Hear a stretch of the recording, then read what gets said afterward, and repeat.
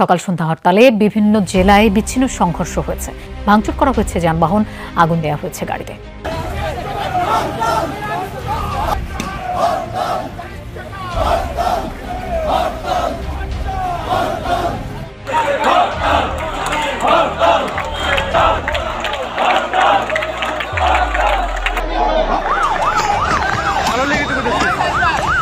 ব্যাপক সংঘর্ষ, নারায়ণগঞ্জে সড়ক অবরোধ প্রতিবাদে অবরোধ করে লাঠিসোঁটা হাতে দফায় দফা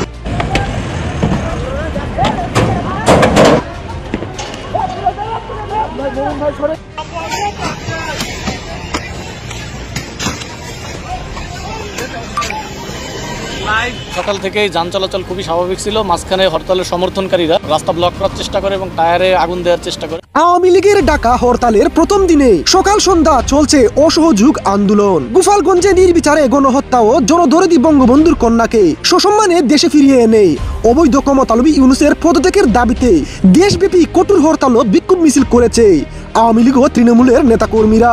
পুলিশের সঙ্গে চলছে দাওয়া পাল্টা দাওয়া। গাজীপুর রাজশাহী যাত্রাবাড়িতে পুলিশের মুখোমুখি অবস্থানে নেতাকর্মীরা।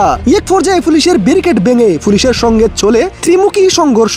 এতে আওয়ামী লীগের অসংখ্য নেতাকর্মীরা আহত হন। আওয়ামী লীগের নেতাকর্মীরা বলেন, এই অবৈধ ইউনূসের পদত্যাগ না হওয়া পর্যন্ত এই আন্দোলন আমরা অব্যাহত রাখবো। প্রয়োজনে আমরা শেখ হাসিনার জন্য মরতেও প্রস্তুত আছি। এত সহজে আমরা রাজপথ ছাড়ছি না। এটার শেষ দেখে ছাড়বো আমরা। এদেশে হয় ইউনূস থাকবে, না হয় মুজিবের সৈনিক থাকবে।